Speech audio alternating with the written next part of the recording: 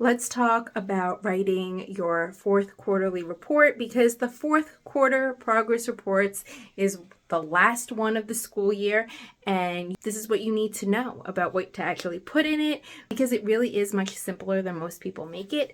The fourth quarter is just like any other quarter. It's just that the last quarter of the school year. That is due on June 30th, along with your homeschool annual assessment.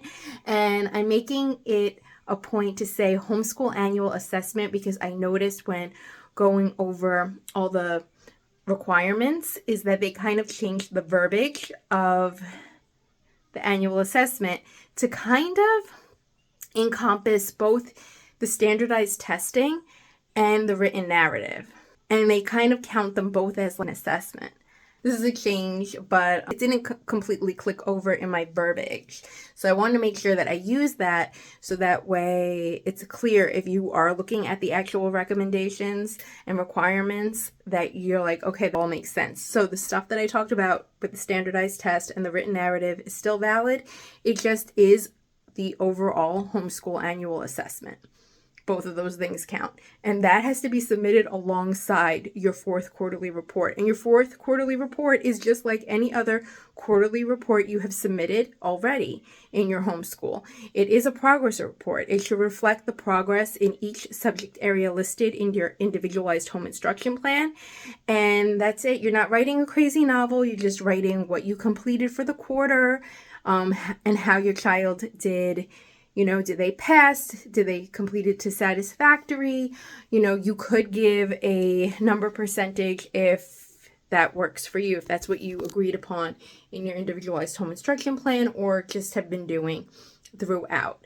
It's really simple language. Just lists like if your child did multiplication and division in mathematics or language arts, they read the chapter books and did discussions and written responses. Just make sure to include all those things.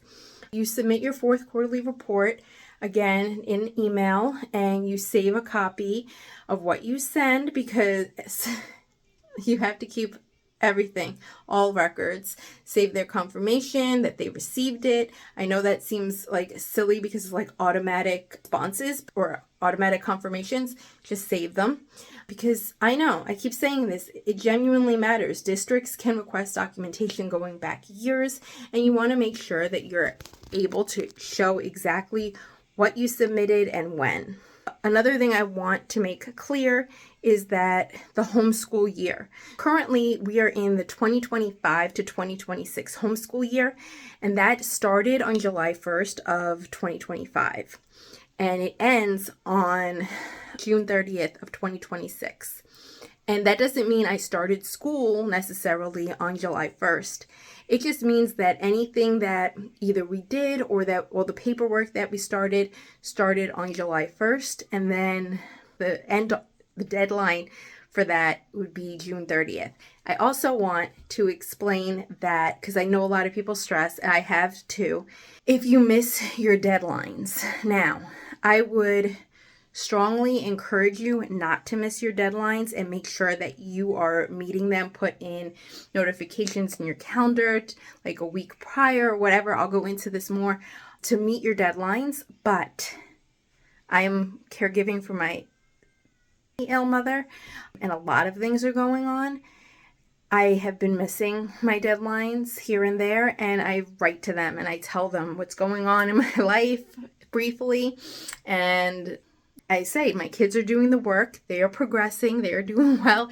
I'm sorry I missed the deadline. This is all the information that you need. If you need anything else, please let me know. And I haven't had any issues. But that said, you don't want to miss your deadlines. But if you do, it's not the end of the world. I would just try to get them in as soon as possible. Okay? When you are submitting your paperwork, make sure that it's sent through the email, it's sent to the correct email. It has like a clear subject line, and you can attach multiple documents to that email. I would list it in the body of the email. I would also put it in the subject line, like this is what it is for the student's ID number, all in the subject line of the email.